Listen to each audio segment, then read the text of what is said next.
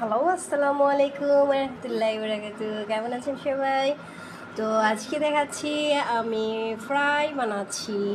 এভাবেই ফ্রাই বানিয়ে থাকি আমি। তো এই যে পানির মধ্যে আবার একটু ডিপ করে তারপর আবার আটার মধ্যে আবার ঘুরিয়ে দিলাম।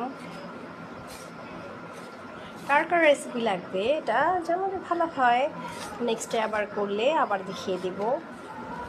এভাবে গড়িয়ে গড়িয়ে করতে হয়। আজকে যেহেতু ফ্রাইডে তাই ফ্রাই বানাচ্ছি।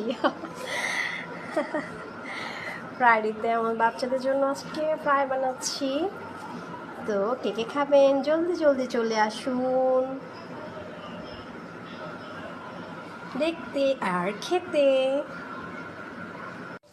খুবই সময় নিয়ে আস্তে আস্তে করে ভাজতে হবে, একদম ধীরে সুস্থে করে আস্তে আস্তে বেশি করে তেল দিয়ে ভাজতে হবে সময় নিয়ে।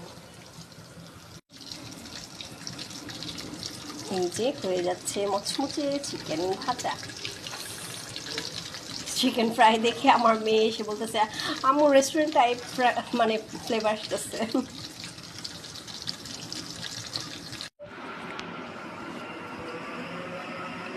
Yummy, yummy, yummy, so tasty, so tasty. Chicken fried. Yummy. আরও ভাজা হচ্ছে। তো অনেক সময় নিয়ে ভাজতে হয়, তো ভাজতে থাকি আর আমার বাচ্চারা খেতে থাকুক। আমি আজকে বিদায় নিলাম।